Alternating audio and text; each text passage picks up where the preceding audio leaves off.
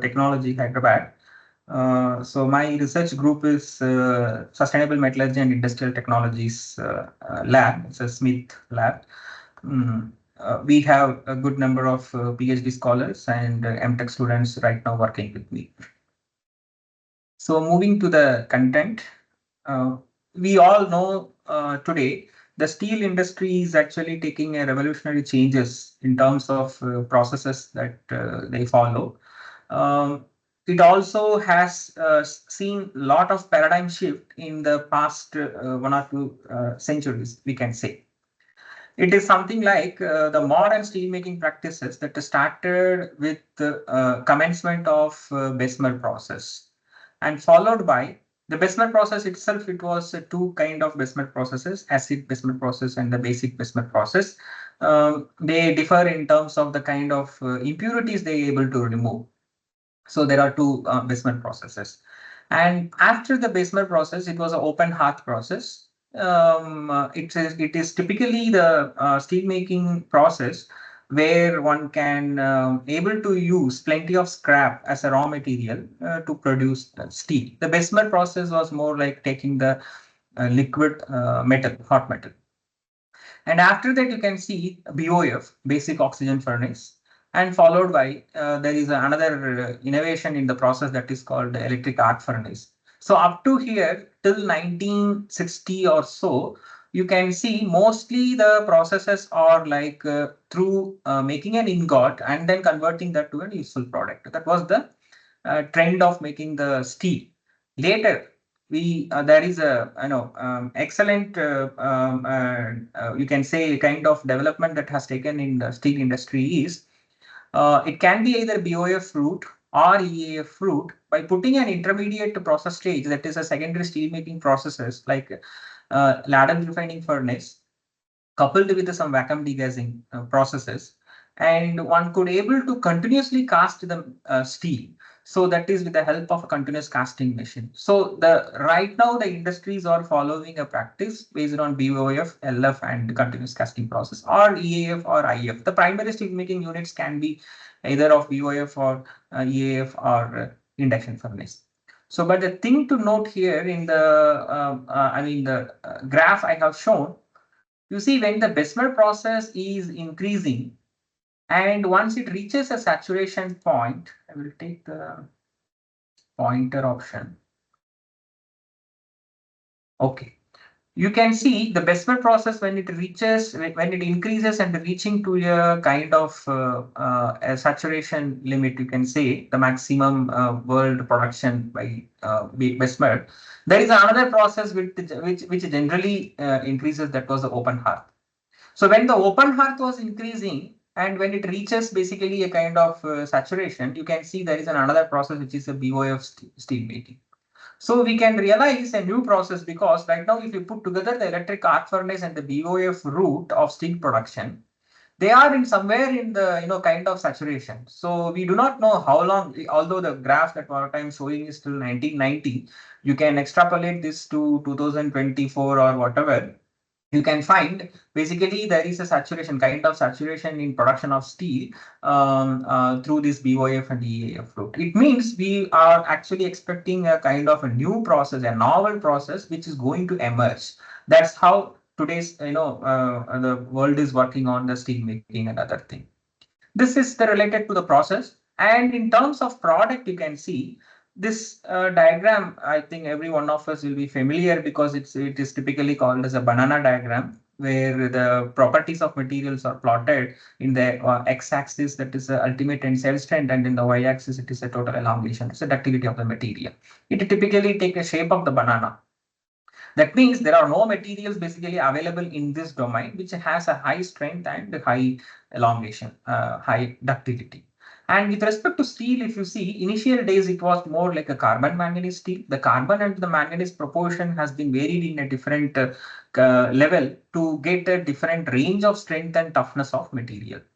And later, when the that is, we can say 1950 after, when the vacuum technologies have been invented and the technologies become cheaper, in fact, Then, people, I mean, the steel makers use this vacuum, and then they try to remove as much as possible the carbon and nitrogen. Then they could come up with a steel called interstitial free steels, where the ductility of the steel can be, close to 50% and 60%, as it can be shown in this diagram.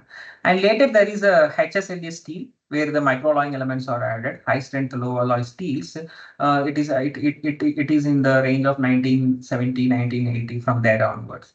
And after that, dual phase steels and advanced high strength first generation steels were being realized. You can say you can see a little bit higher strength, the region of 800 megapascal, 1000 megapascal, and all these things. And the martensitic grades, all these things will come under typically the advanced high strength steel first generation. And after that, there was called advanced high strength steel second generation, which is based on this domain. You can see it is little away from that shape of banana, the high manganese tube and the high manganese trip steel. But the problem with the advanced high strength steel second generation is, in fact, they don't have, they are not cost effective because of 20% of manganese, 30% of manganese, which put them into a problem. And the commercial realization of advanced high strength steel second generation has not been, done by any of the companies, except for few products, very few steel products. Now, we know all the steel industries are interested in the advanced high strength steel third generation. That is a trip steel, you can say, the medium manganese steel, and with the a relatively higher amount of aluminium, where you can see the trip effect, transformation induced plasticity. In the TWIP, in the high manganese steel, it is a TWIP effect, twinning induced plasticity. So plenty of steel industries are in line to commercialize this TRIP steel. In some of the steel industries, I know, at least in the China, they are commercially making some TRIP steel, and the POSCO at Korea have taken some commercial trials. And Indian steel industries are thriving hard to get into, making this advanced high strength steel third generation. So there are a lot of innovation actually happening in terms of processes and in terms of products. There is a development, and the changeover, the paradigm shift is continuously happening in the steel industries. So, as I already made a point that what could be the next steelmaking process, you can see as the way that we followed from the Bessemer process, where it was a 5-ton, relatively smaller capacity, 5 to 10 ton of steel, you can make it in the 20 minutes. And the next one was an open hearth process, where you can see the capacity of the furnace has been multiplied to, you can say 10 times to 20 times of decimal process, 50 to 100 tons, and where the process time is more like 8 hours. And later that the present day technology is a LD converter, and another one is a electric arc furnace, whose capacity is close to 100 to 300 tons, 300, 350 ton converters are available. And the process time is close to 30 minutes. I mean, I'm taking overall with a cushion on the time. Typically, it is the blow time is like 20 minutes or 22 minutes, and there are some reworking time and the lining checkup. All these things will comes to be 30 minutes. A typical tap to tap time will comes like 1 hour or less than an hour for these furnaces. So you see that in terms of time, in terms of capacity, there is a evolution and the changes in the processes that has happened. So with putting all these things into what are all the this has already I have shown the acid Bessemer process, which is actually increasing, and after reaching the saturation point, the open hearth has begun. And the open hearth, when it reaches the saturation, you can see the BOF and the basic oxygen steel making and the EAF process are getting rise. Now, almost we are in a saturation limit when you put this together and see the curve. And we are actually expecting a new process which can emerge from the x-axis. So the driving force for new process development, we can say till 1950, it was mostly the productivity. How to enhance the productivity was the driving force till 1950. Later, when people know, how to extract argon from atmospheric air, that is an air separation technologies, and the vacuum technologies came into picture, the quality of steel become very important, and the driving force for all the steel plants were more like producing the quality of high quality steels. In that line, you can say till date with the LD converter and electric arc furnace, we are not able to make less than 100 ppm of phosphorus.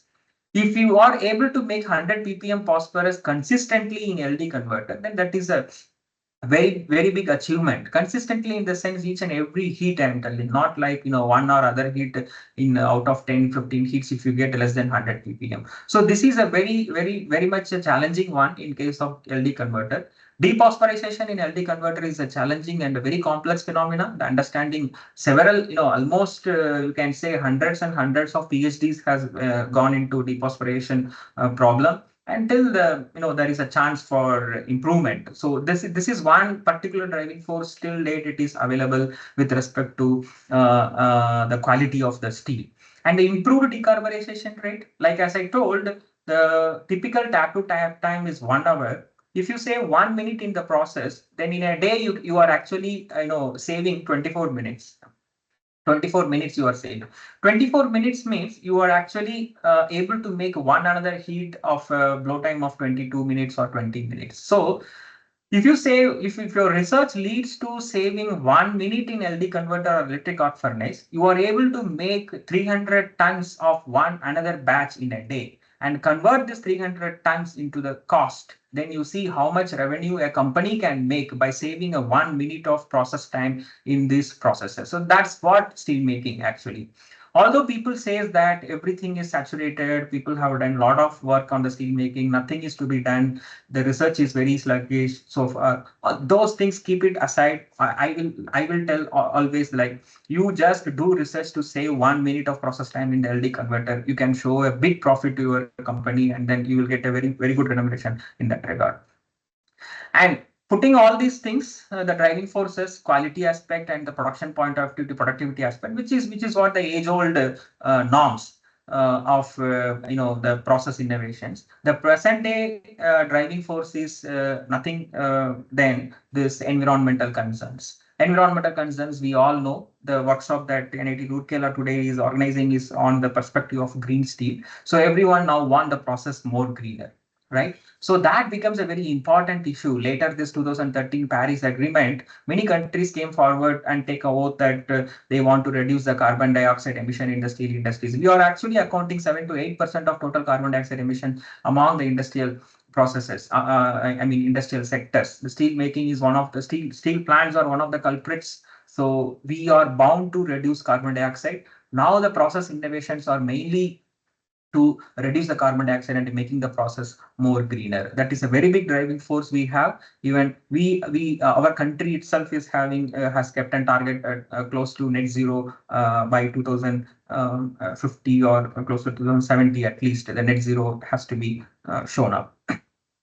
So that was the evolution in the steel making processes. In case of casting also, you can see, as we already discussed, it was started with the ingot casting, then the conventional continuous casting, where the slabs, billets, and blooms are casted relatively in a longer sections, like a 200 to 300 mm. Then it was like a thin slab casting. The thickness of the casting has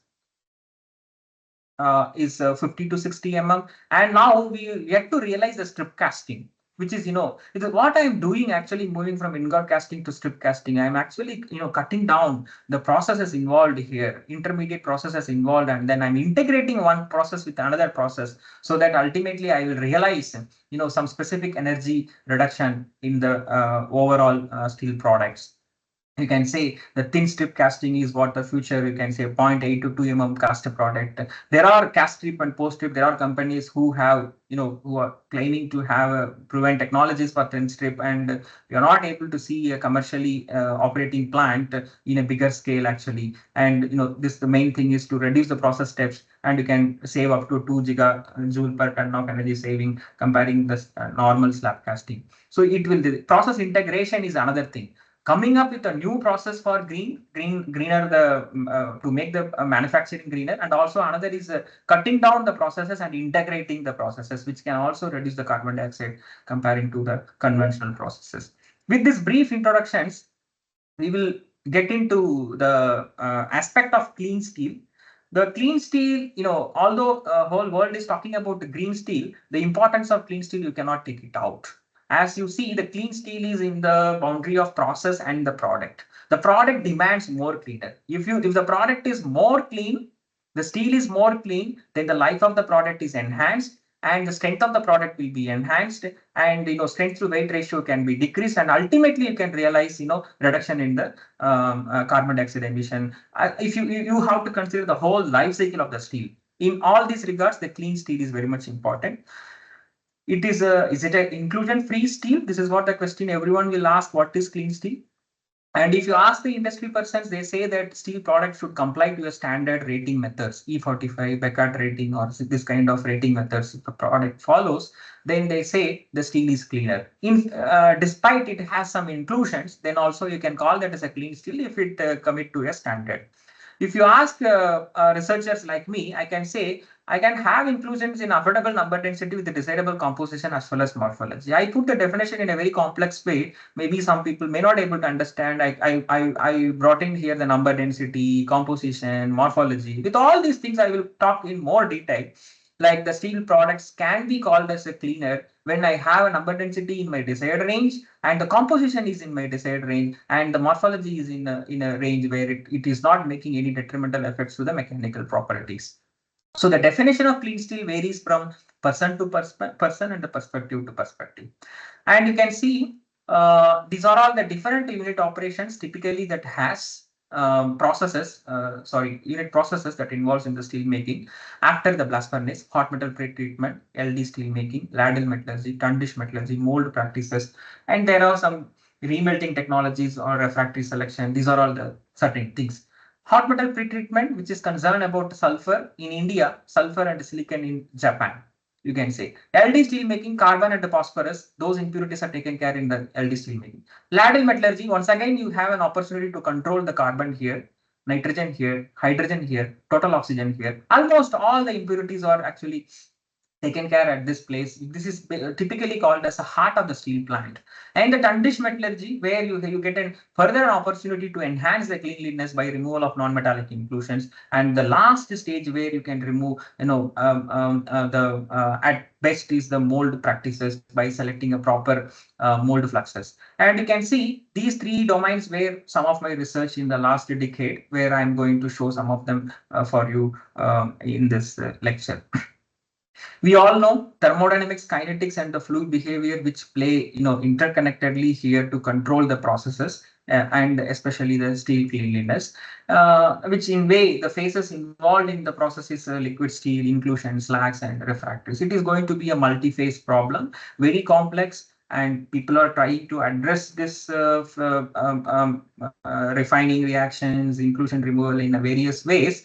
There are different methodologies adopted by different researchers. I'm going to show my own research and how we are tackling with multiple tools. The one particular tool I have taken as a backbone is the physical simulation. So that will be highlighted here. So what is physical model and the simulation? We know the industry reactors are opaque in nature. We cannot come to know what is happening inside the reactor. It is completely in extreme conditions and atmospheres are prevailing, like 1600 degrees Celsius, and you can say the plenty of gases will be coming out. So you hardly can interact with the industry reactors. So that you can scale down. You can scale down means you can make a very simpler reactor of identical in nature in the laboratory by following the principles of physical modeling. So the foremost principle that you have to follow is the geometric similarity. Like you can see, the ladle is a cylindrical vessel with a taper from top to bottom. So in the same, it has to be you have to make a same cylindrical vessel at the laboratory. With the tapper and all the designs, the geometrically it has to be similar. Each and every point coordinates in the model has to be connected to a prototype. And the mechanical similarity, where the static similarity, dynamic similarity, and the kinematic similarity, all these things can be maintained through certain dimensionless numbers like Reynolds, Froude, and Euler's number. Okay, particularly you can see Reynolds and Froud are the two important numbers which can be maintained because mainly the steel making processes are buoyancy governed. That's a gravity dependent phenomena, and buoyancy is related in terms of if you see vortex formation, if you see inclusion flotation, all these things. So these two are the thing. There is a limitation. You cannot maintain both the numbers same. You can maintain any one of them depending upon the processes that you need and the phenomena that you are addressing. So those limitations are there. We have to live with those limitations, and the researchers are in forefront to solve those limitations, and they are coming up with a certain new techniques how one can maintain Reynolds and Froud in a same model.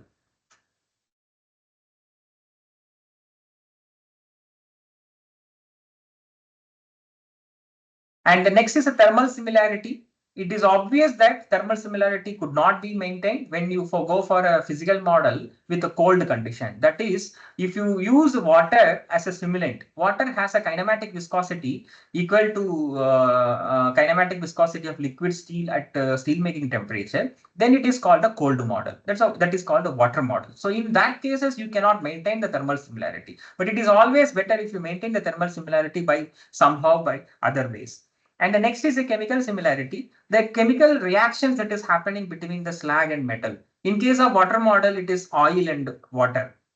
So you cannot maintain the similarity of chemical reactions between slag and metal with oil and water. It is impossible to maintain. So the last two similarities are actually neglected in most of the cases of the physical model when it is a cold model, and it is taken care in some of the cases when the physical model is a hot model. Okay, I have two examples. One is on cold model and another is on hot model. The selection of these models, whether it has to be a hot model or it has to be a cold model, it will truly depend upon your, the problem that you want to study and the kind of complexities involved in it. It's not always required to do a hot model. Certain cases, cold model is sufficient, and for certain cases, cold model won't be sufficient. You have to go with the hot model.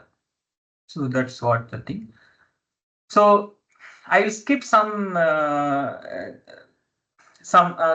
introductory slides by just giving a brief overview. Like this is an ladle refining process where you have a freedom to change the alloy composition, and you have a freedom to increase the temperature, and you can have freedom to add any trimming additions to cook the compositions, all these things. It's a more like a heart of the steel making process. And if I say heart, then the heartbeat of the process is nothing than this argon porous plug. That's through which argon you will be purging, and then you make the metal stripped so that the homogenization will take place very sooner.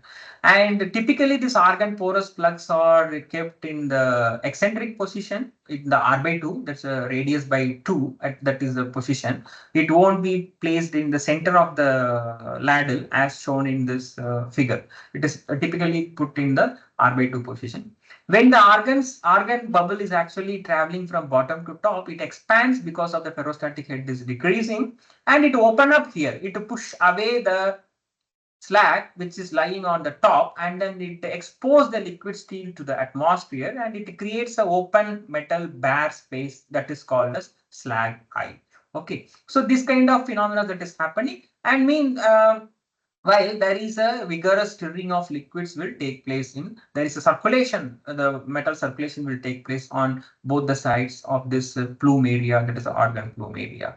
Okay, that's how I used to tell my students as well. Purging is more like a heartbeat of the process, and this is the heart of the steel plant, the ladle refining.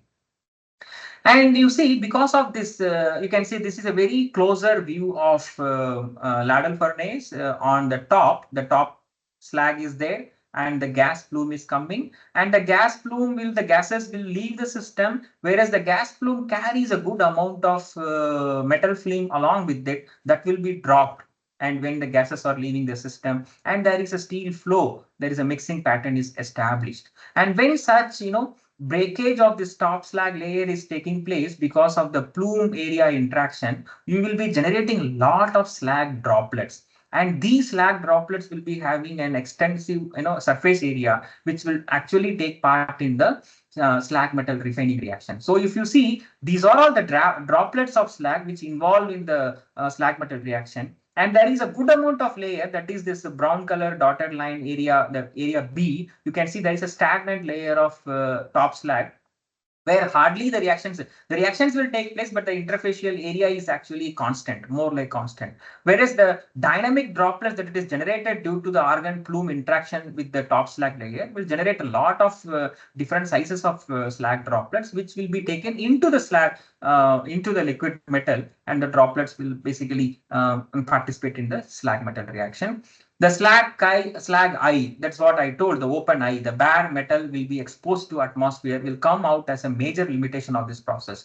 You cannot avoid slag eye formation. If at the end of the ladle refining process, the slag eye will be controlled by covering the slag to minimum extent, and then they will try to prevent the reoxidation of liquid steel at the end. But somehow you can say in all the ladle refining process, this slag eye comes out to be a major limitation, which will actually invites fading of alloying elements, reoxidation of high affinity elements to oxygen, and it can form some non-metallic inclusion that comes out as a major limitation.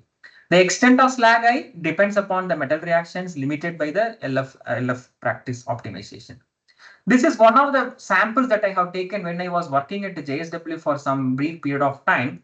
You can see this is a slag particles which got entrapped into the metal side, and you can see there is a glittering phase that is nothing than the calcium. This is this is a sulfur. The blue color is basically a sulfur, green color is actually a sulfur one, and you can see the bottommost is actually a calcium. The glittering phases like a calcium sulfide. So that's how the slag droplets that got entrapped into the metal will undergo participation in slag metal refining reaction, and it forms calcium sulfide, through which basically the sulfur is actually generated. So some physical, this is the slag eye, you can see. This bright spot is the slag eye which forms. This is a picture taken in from the industries. And this is a kind of picture taken during water modeling experiments. You can see that evolving and collapsing cycle of slag eye. Okay, when the organ bubble is actually coming from the bottom, you can say it open up and then it decreases. That is an evolving and then collapsing cycle of slag eye takes place. Very much it can be realized by physical model experiments, keeping oil as an slag phase and water as an thing. And you can see here the effect of flow rate. If you increase the flow rate, if you increase the argon flow rate, the purging flow rate, you can see the area of the slag eye is increasing, right? This is very much true for the industry case also. And if you have more the oil height, that is nothing than the slag height is more, then you need for a constant flow rate. Typically here it is maintained 90 liter per hour. You can see more the oil height, that is the slag height, the slag area is less. It is also again logically okay, because you need to the more the thickness of your layer, then more the energy is required to break the interface and then open up the metal. So the effect of oil height, that is the effect of slag thickness, effect of flow rate, all these things will affect the slag eye area.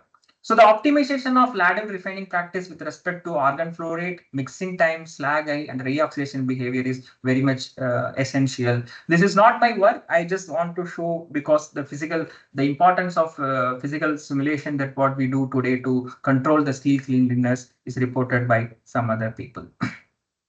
Now, after after the ladle refining, there is a continuous casting process. You can say that ladle will be taken to the continuous casting, and the tundish is here, and the mold is here, and the liquid is actually transferring from one vessel to another vessel, and ultimately it got cooled here to form a steel product. You have a connector tube, refractory tube, submerged entry nozzle in this location, and in this location you have a ladle nozzle. These all are there. There are important functions. I'm not going to read out these functions. These are all typically known to every one of us. And there is a control mechanism to prevent the slag that is entrapped entrining during this transfer process through vortex formation, can be done by electromagnetic stirring field. You can, this is another, the tun dish, details of tun dish. Tun dish, typically it acts as a buffer. No more a buffer nowadays. There is a lot of reactions are taking place and the refining are taking place. Different zones in the tun dish and its reactions are listed here. This information is also known to every one of us. I'm not going to read. And you can see here the tun dish with furnitures to control the flow. To get more the laminar flow inside the tun dish, you have to increase the residence time of the liquid steel so as to improve the flotation of non-metallic inclusions. The various furnitures like dams, weirs, and turbo arrestor, all these things are placed in the tun dish. You can practically play with the fluid flow, and then you can enhance the quality of the steel. Okay, I'm getting into the domain of our work. The one is the continuous casting teaming process. So water model is developed at when I was at a National Metallurgical Laboratory. This is a typical ladle model. You can see the things are placed, ladle, nozzle, other things are placed here. And this is how at a certain height of liquid steel, when the draining is taking place, at certain height, you can see the dimple will form on the free surface. And the dimple will extend the tail, and it extends as the draining proceeds, and finally it connects the tail to the exit nozzle. There where I can say there is a fully established vortex is forming. So what is happening in this vortex? The vortex, everyone we are seeing in day-to-day life in our kitchen tub and the wash basin. Everywhere you can see wherever the draining is taking place, gravity-dependent phenomena, the vortex will take place. During vortex, it actually entrains the upper phase. What is here upper phase? It is nothing but atmospheric air. If not atmospheric air, in the industry process, what it would be a slag. So it will entrain the upper phase into the vortex, and then it will carry along with the liquid steel. Here it is a water. So you can see here the close to 8 centimeter, I can call as a critical height for vortex formation. So this is how the experiments were conducted to measure the vortex formation, critical height for vortex formation. There are various parameters we changed. Like the first thing is flow rate. This critical height for vortex formation is, very much favorably influenced by flow rate of filling water. Before opening the nozzle, I have to fill the tank with water, and in what flow rate I am filling. I filled it with 20 liter per minute, 30 liter per minute, 40 liter per minute. So you can see as the flow rate of filling is increased, the critical height for vortex formation is also increased. It is also increased. It means when the flow rate is actually formed at, the flow rate is at the higher side, you have a lot of residual motion. The liquid is actually in a kind of, you can say turbulence, or you can say more amount of residual velocity is prevailing, which assists in vortex formation earlier. You can say instead of 8, it forms at 16 height itself. So sufficiently a good amount of liquid is remaining in the tank, the vortex is forming. It means after that, whatever the liquid is draining, that carries the upper phase, the quality of the steel will get deteriorated. And another thing is dwell time. We also studied with the dwell time. Dwell time is nothing but once you fill the vessel, then I can open the nozzle immediately. Also, I can wait for some time and then I can open. So that sometime is nothing but is called a dwell time in my case, where I waited for 30 seconds and waited for 90 seconds. I waited for 150 seconds. So as I am waiting for a long time, what is happening? The turbulence, the residual motion in the liquid is getting settled down, and then the vortex is actually forming later. It is not forming in the earlier case. So you are able to tap the liquid steel as much as possible without forming vortex.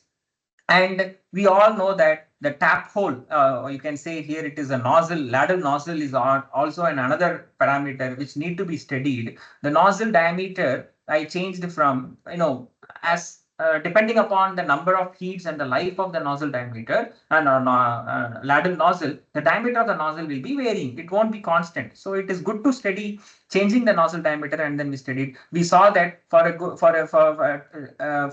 1.4 centimeter, you can say it marginally increased and then it decreases. So there are reasons that why it increases and why it is decreases that get into a detailed discussion. I'm not explaining. Maybe at the end of the thing, whenever somebody is interested, we can explain it.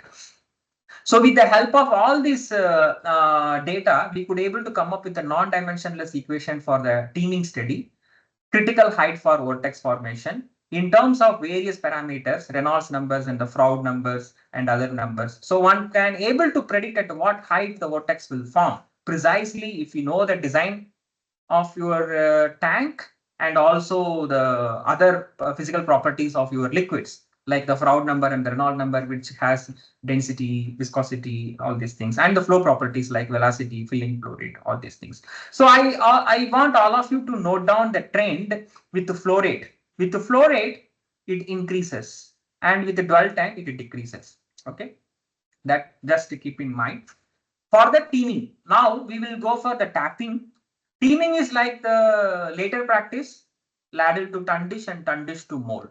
Tapping is a upstream practice where the converter to ladle, which is a tapping. During tapping also, there is a vortex will form at this place and the slack carryover will take place. There is a significant difference in the slack carryover that is taking place in teaming and tapping. In teaming, a bad amount of slag that it is entraining into the liquid steel will spoil the quality of the steel, because after that you are going to cast it. You do not have any time to remove it. Even inception of vortex itself, important to note down at the place of teaming. Whereas in case of tapping, the nature of slag here is basically a oxidizing slag.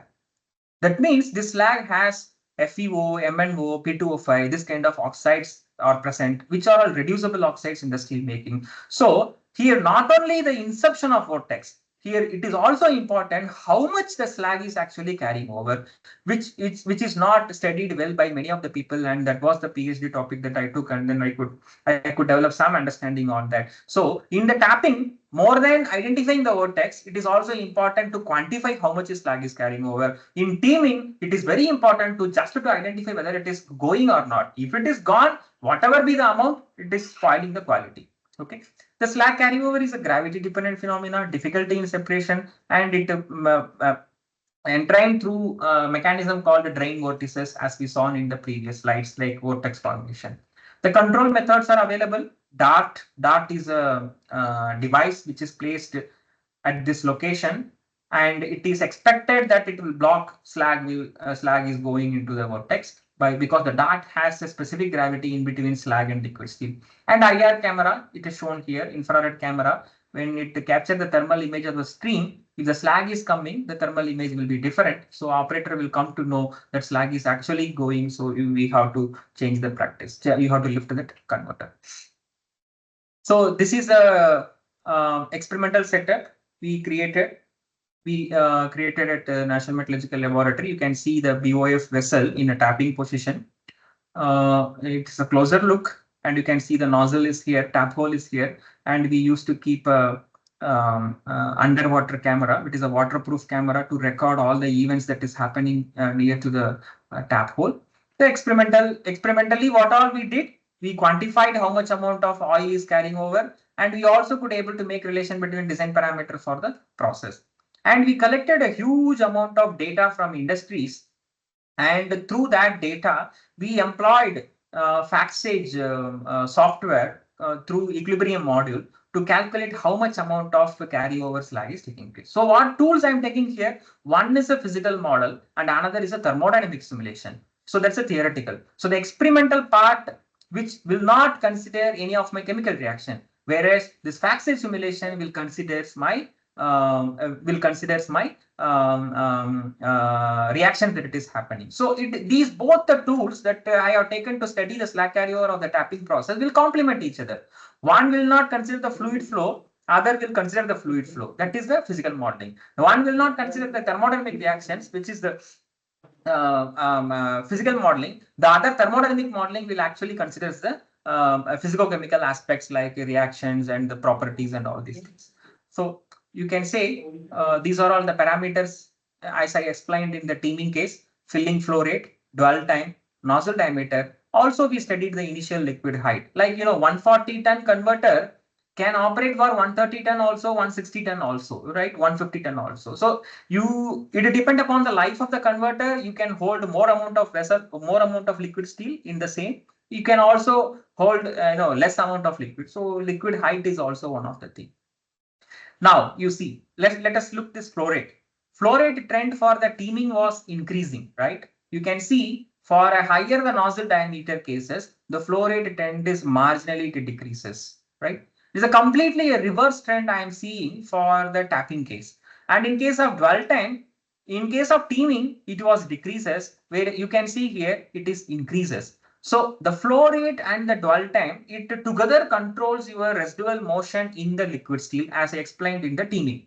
If you fill the water with higher flow rate, you are expected to have more residual motion or residual velocity in the liquid.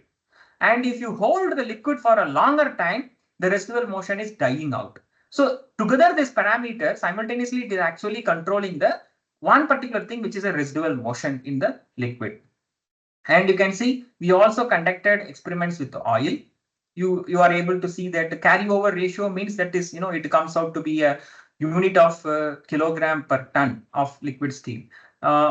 Different type of oil we used: mustard oil, coconut oil, and petroleum ether. All these things, it goes and then it come down, and it is oil height. With respect to the oil height, you can see the slack carryover increases. Here it goes and come down. It doesn't mean that there is a significance unless you plot it with the property of oil.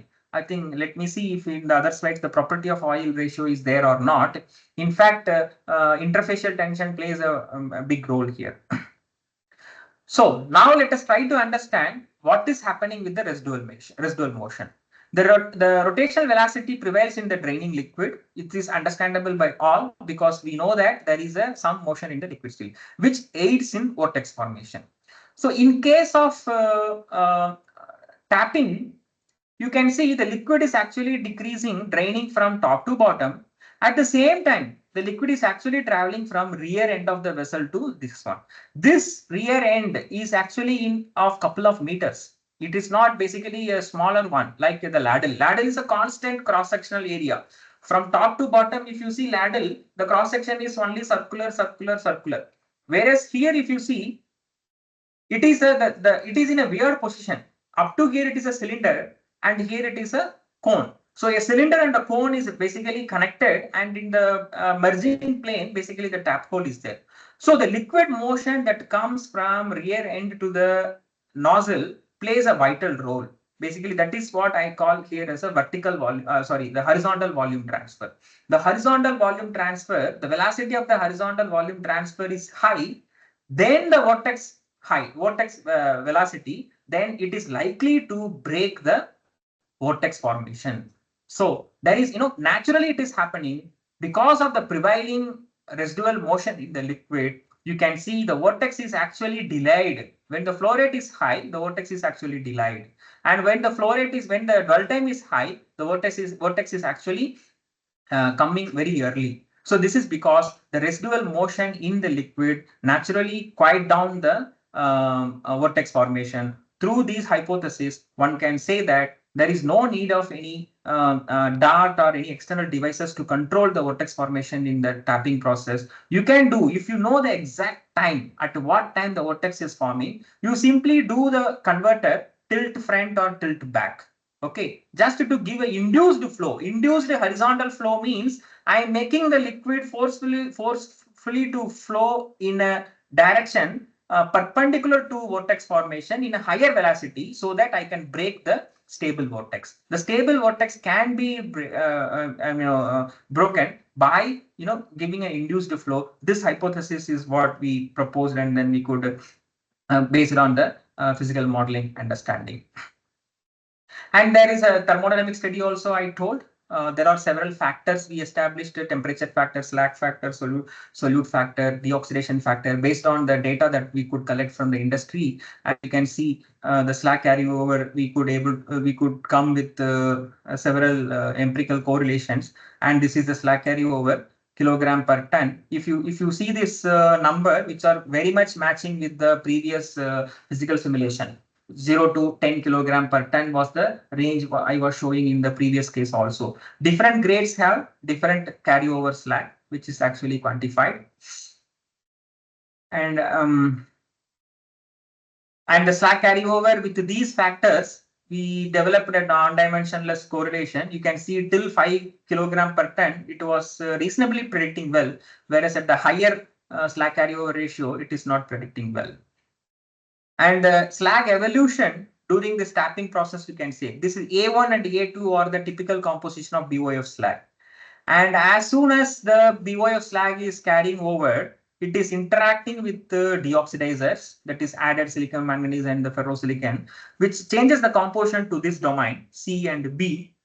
And later, a lot of fluxes are added, synthetic slag and the lime are added. Then finally, it changes the composition to D and AF. So this is how the slag path traveling during the tapping process. Now, if you just put this slide and the previous slide, you can very well understand the information that what I'm getting from this slide cannot be obtained from the physical simulation. And the results I got from the physical simulation, you cannot get from here. Now, you put these two things together, you will get a holistic understanding of what is happening in the slag carryover and how it can be controlled. Right. Now, with this, I will move to the next one. The physical simulation, the previous case, what I showed is more like a cold model. Now, let us go into a continuous casting case study, what we have done. In case of continuous casting, this is a very classical picture anyone can show. There is a lot of phenomena that is happening around here. You can see the mold flux is molten and the flux powder, and it is infiltrating here, and there is a mold is in oscillation, liquid is coming, it is hitting the thin shell, and the shell is growing. So many things are happening. It is as complex as you cannot see any other complex phenomena other than this this mold phenomena that is happening. The top region is mainly controlled by chemical composition, granular size, melting point, and melting rate of powders. Whereas this longitudinal section or the phenomena is primarily governed by viscosity, fluidity point, break temperature, crystallization behavior of your mold flux. One can say the first few seconds of solidification, you see the very thin shell is forming. You may be casting 1000 megapascal of steel strength, but the strength of the steel at this location is few megapascal. It may be 5 megapascal, it may be 10 megapascal at that temperature, right? So it is very thin. It is like your skin of your child. You can say it's a very thin, soft skin, and it decides, these phenomena primarily decides the quality of the steel, quality of the cast product. Okay, so whatever it is happening at this junction has to be understood in a very clear way. How can we done? We went into develop basically a hot model. One hot model is to understand the mole powder. You can say mole powder melting rate. It is in a very simple set of induction coil and the quartz tube. If you put this kind of setup, what happened? The steel will get molten, and whatever you are adding from the top mole powder, it will get heat only in a unidirectional way, which is what actually happening here. The steel is actually in molten state, and you add a mole powder from the top, which will get heat in unidirectional way, and the melting rate can be determined. This kind of structure, molten metal, molten flux, sintered flux, and on top it will be granular flux. This is the kind of arrangement that you can see in the casting also. And we varied different parameters of amount of mole powder, frequency, that is the induction frequency, and the time, residence time. And we could study different thing. I'm not going to explain this. And finally, you can get the melting rate for a 5 bed is you can see 0.0069 gram per second. And in case of 10 it is 0.0045 gram per second. And here also you can see the amount of molten flux which is generated for 5 and the 10 These things I am skipping. And finally, you can see we could able to compare our melting rate of the powders reported by different people. The present study you can see it is more or less the Casey-Mills method is one of the classical method of theoretically determining. You can see our experiments are very much close enough to predict it, whereas in other cases there is a huge differences in there. And without performing these hot model experiments, through this dimensionless correlation, you can see the dimensionless correlations like melting rate, casting speed, cross-sectional area, stroke length, negative strip time, and the frequency of all the casting parameters are considered, and then we could able to predict fairly well the mole powder consumption. Now that is for the melting rate. Now the final thing is actually for the longitudinal section. We have, the mold slag film infiltration, what is happening, that is very important to understand, where the viscosity and the lubrication behavior and the crystallization behavior are all important, where the actual control of heat flux is taking place. If you want to avoid the breakout and the longitudinal cracking, you have to manage these two controversial things, that is, lubrication and the crystallization. The lubrication, if it is a poor lubrication, then you will end up with more like breakouts. And if you do not have a proper crystalline phases, if you have a more amorphous phases, then you will be end up with improper horizontal heat flux. So there is a harmonization between this horizontal heat flux control and the lubrication is required. And this can be tuned only by developing a proper mole powder. And now the question is how to identify a mole powder for a class of steel.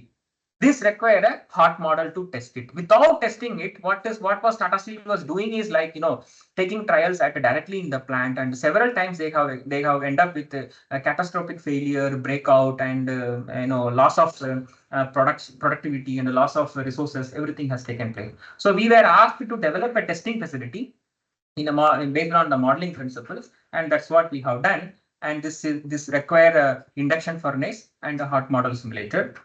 You can see here, the very first this technique was introduced by Professor Cram, Carnegie Mellon University with the US Steel, and Professor Ilshon, he's a student of Cram, Yonsei University, and POSCO Steel with the help of POSCO Steel 2010. I am giving the year here because 2012 you can see POSCO has taken a trial on high aluminum steels. So the castability is one important thing for any new product that you want to realize. So after testing the castability by the team of POSCO Steel researchers, then they went into making this commercial steel. And Professor Wanlin Wang from South Central University, China, he's also a student of Professor Cram. 2012, he started work in the university in academic perspective. And after that, finally, it is a fourth place globally. You can see 2018, Tata Steel supported CSR NML, and I led this project where we could do these simulation activities. The simulation goes like this. This is a water-cooled copper mold, the brown color is, and this is the steel shell which covers the mold. There is a motor M1, M2, M3. M1 is for oscillating the mold. M2 is to uncover this gray color steel shell. M3 is to coordinate this to all the M1 and M2 motion to maintain the meniscus level. The more, I'm trying to give a realistic picture. You can see if this is the induction furnace, liquid steel, and this is the meniscus level, this portion is also covered, but I just kept open to show that the mold is in oscillation. Mold is in oscillation by M1, and you maintain this half covered portion of one face exactly at the meniscus level. And after that, you from here to here, you have to watch. You have to load down this green color cover. Green color cover is nothing but this steel shell. When you lower it down, a fresh liquid is exposed to the water-cooled copper mold phase, and ultimately you can realize, this kind of shell formation in that. I will try to show it here. Initially, it will be covered like this, and when you are uncovering this gray color, you will be exposing the fresh liquid, and then the shell formation will take place. And in all these cases, the mold is in oscillation, and the slag filtration is taking place. Mold powder is on the top. And the real challenge here is maintaining the meniscus line exactly at this location. Because what happens when you lower this liquid steel, liquid shell, the volume displacement will take place of liquid, and the liquid will rise. When the liquid will rise, the mold level, that is the meniscus line, will get disturbed. So all these things are automated, and we could successfully do that. And you can see here, this is what the aluminum shell, because initially we were not having confidence. So we could first do it in the molten wax. Molten wax is more like a warm model. You can see the oscillation patterns. And this is the molten aluminum. You can see the oscillation marks as like in the cast products. And finally, we could do it in the liquid steel, particular grade of steel. You can see the oscillation marks. So barely it is visible here. Okay. And some results of here, particular steel and the IF steel. You can see there is a smooth casting. The thickness of the steel shell increases as you go down. And here it was not a smooth casting. There are some disturbances. And this is the profile surface view. Oscillation mark ups and downs are clearly visible. And the mold that we used is highly instrumented. There are 16 thermocouples are present and it can capture completely the thermal history of the mold. Why the thermal history of the mold is required? You need to know ultimately the heat flux. That is what the important thing. Because the heat flux is controlled by mold powder characteristics. So you have to know what is the heat flux. So we adopted a inverse calculation, heat flux calculation, and you can see the case where the smooth casting was done, the heat flux is very smooth. You can see.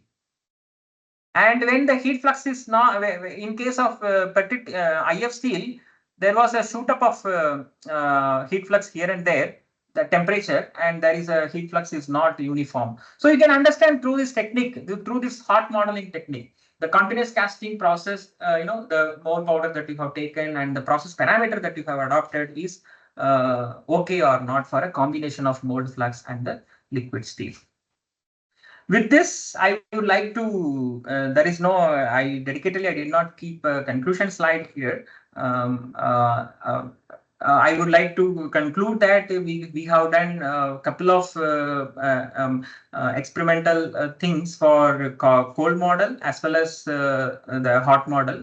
I have shared one of those case studies in each. And right now at IIT Hyderabad, we are extensively working on again the same physical modeling thing. One of my students actually working on modeling and simulation of hot metal desulfuration unit, and other PhD students are working on the green steel aspects like hydrogen DRI. And some sustainability aspects in the steel making by bringing some novel fluxes and other thing in the steel making for alloying all these things. And we also work in the area of e-waste recycling, copper smelting process, pyrometallurgical processes, how to bring a sustainable e-waste recycling through optimizing the parameters related to sustainability, example, carbon footprint and exergy of the process, all these things. With this, I would like to thank the organizers for considering me and giving me this wonderful opportunity to interact with all of you.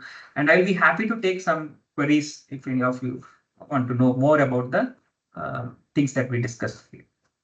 Thank you. Thank you all. Thank you, Professor Kamaraj, for your in-depth discussions on different physical models that you have studied, and to give the participants an idea about the different effect of parameters during different steel making process of different steel making.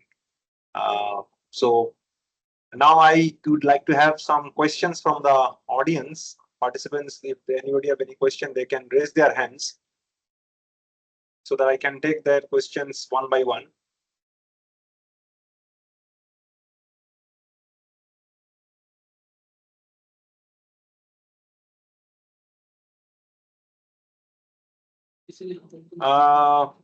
In the meantime, if the participant will raise their hands, I have a question, Professor Kamaraj, that in your slide you are showing some the effect of the flow rate on the vortex formation. So yes. So is there any temperature limitations when you are talking about the water modeling prediction? That how means is the model is suitable enough to calculate at any temperature, or is there any temperature limitation is there?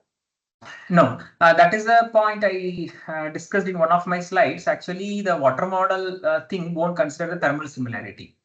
The only thing what we consider here is the kinematic similarity, dynamic similarity, and the geometric similarity. So the temperature effect is not directly taken into account, but indirectly it is taken into account through the kinematic viscosity of the fluids that you are considering. The kinematic viscosity basically will give you the flow pattern. Okay, so my ultimate objective is what? I have to have a simulant which is behaving very similar to liquid steel at room temperature.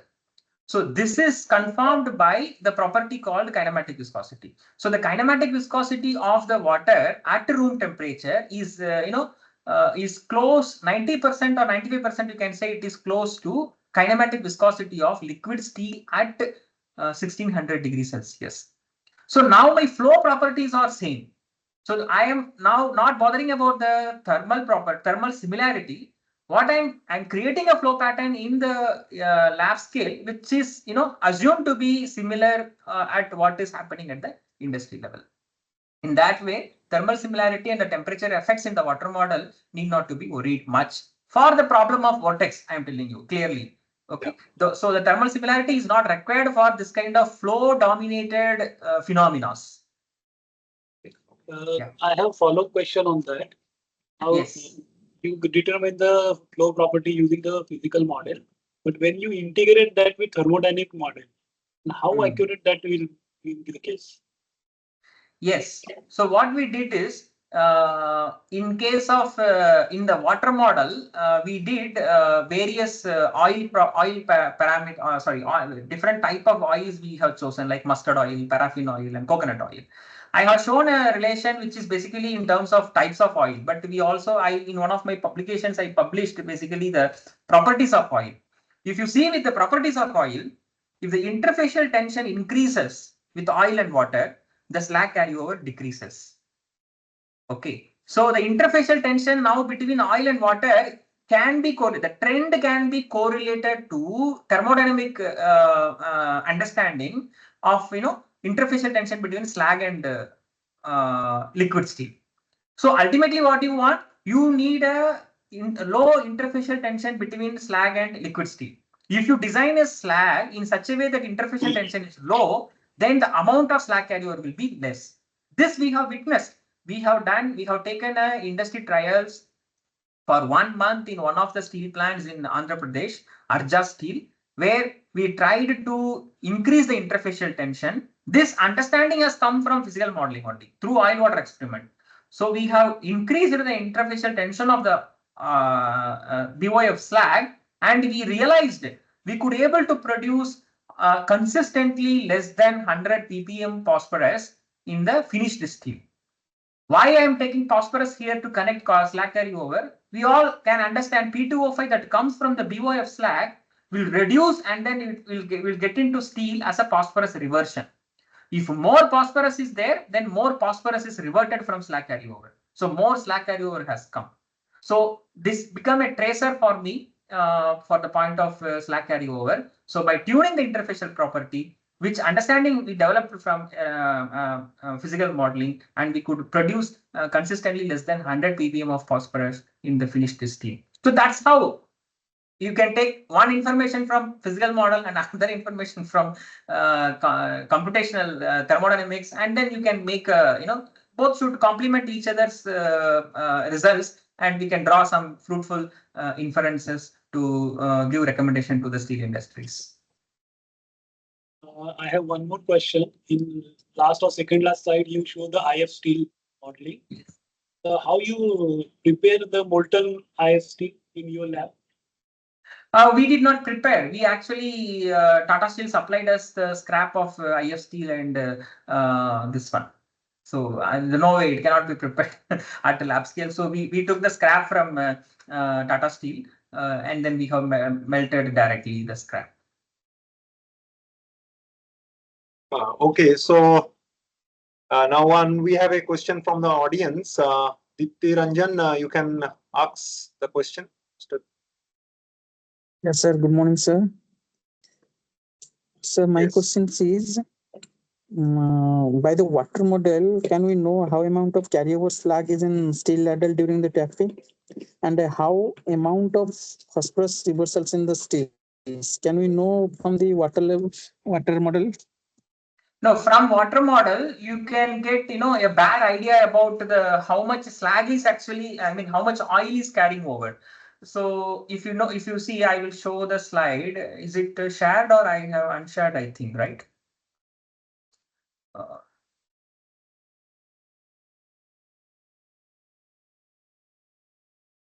1 minute. I will share it again.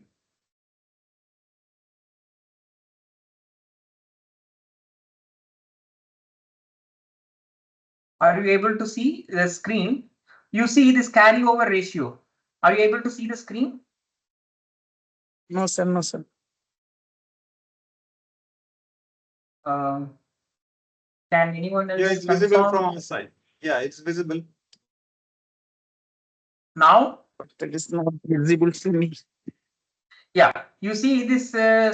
carryover ratio 0.005. It is nothing but 5 kilogram per ton, 1 kilogram per ton, 15 kilogram per ton. This is 20 kilogram per ton.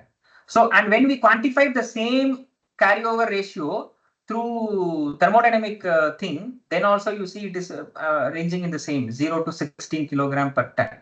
Right. So in that way, you will get a range. What is the range of slack carryover that is happening in your practice through water modeling?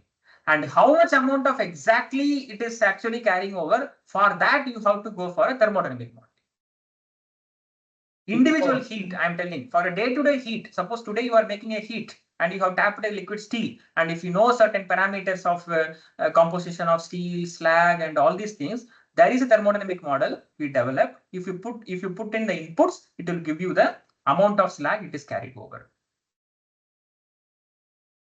By the water model, we can conclude it from how much will be slag will be carry over. See, that is a general value I'm telling.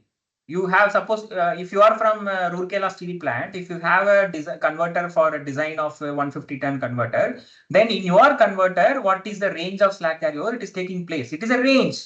It is a range I'm telling. For an individual heat, if you want the carryover, then you have to do a thermodynamic modeling. Yeah. Another question is.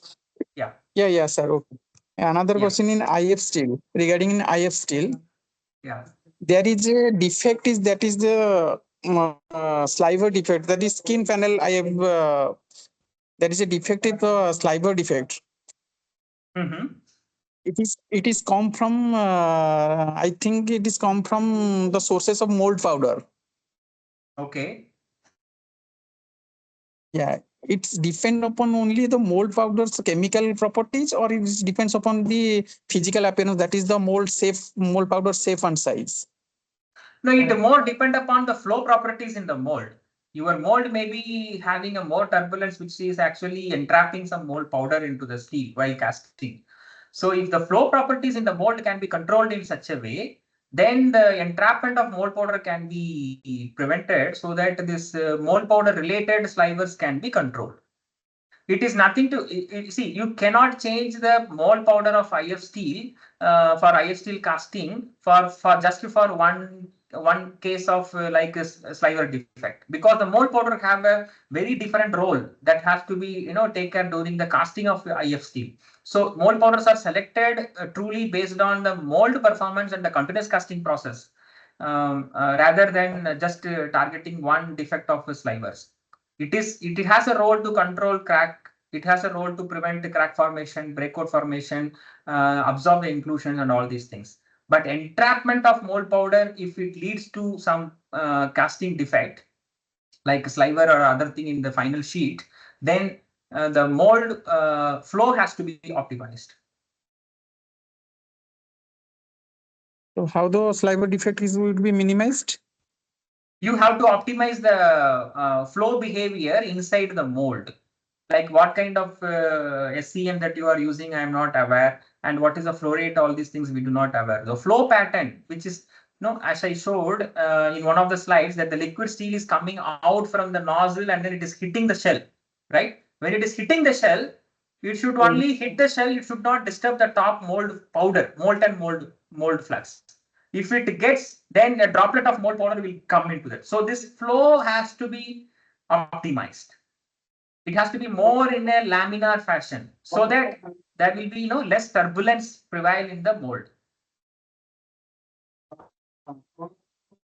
Yes, sir. Okay, sir. Thank you. Yeah.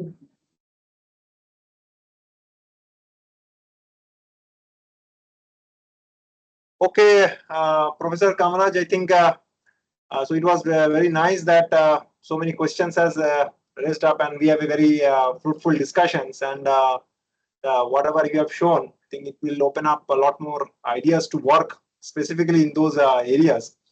Yeah. And and it will be very helpful for our short-term course. Basically, we are looking after the not only because what we think about green steel, everybody thinks that it's a hydrogen-based only DRI. It's not about it's not about only hydrogen-based DRI. It is something more than that. It's about all Yes. about making the process green, making the product green. That is, it is Yes. inclusion free. So all things are integrated. So it's quite nice that you have cumulatively give a very nice idea of Yeah. both the things in your presentation. So Yes. thank you once again for your distinguished lecture, and from our organizing team, and Ransu once again for accepting our invitation. So I think Thank you. hopefully we can It's very yeah. grateful for me. Yeah. Hopefully, Yeah. we will can organize such more workshop or short-term courses in future, specifically Sure. on very critical needs or something like that. Yes. So once again, thank you for your presence. Yeah. Thank you, Anshuman. I'm very happy to see my other colleagues. We'll meet soon, maybe in some other conferences or workshop. Yeah, sure. Thank you. Thank you all. Okay. Yes. Thank you. Thanks a lot. Yes.